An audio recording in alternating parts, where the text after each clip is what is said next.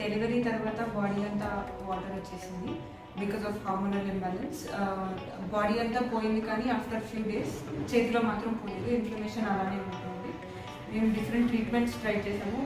First doctor ఇచ్చిన medicines try చేసాము, తగ్గలేదు. తర్వాత సిజాక్ థెరపీ ట్రై చేసాము, తగ్గలేదు.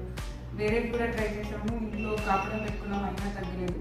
సో ఫిజియోథెరపీ దగ్గరికి వస్తాము అనుకోలేదు, కానీ వచ్చాము. తగ్గుతుంది అనే నమ్మకం స్టార్టింగ్లో లేకుండేది, కానీ ఒక 3 days ట్రీట్మెంట్ తర్వాత చాలా డిఫరెన్స్ వచ్చింది. ఫస్ట్ కైరోకి నాకు ఈ మూమెంట్ వచ్చేసింది. తర్వాత అడ్వాన్స్ మెషినరీ వల్ల మజిల్స్ లూజ్ అవ్వడం అవన్నీ అయ్యి చాలా ఫ్రీ అయిపోయింది, హీలింగ్లో ఉంది. కానీ నాకు ఫస్ట్ 3 to 4 daysలోనే 85% నా పెయిన్ తగ్గిపోయింది. And it is almost done and I'm really happy with it.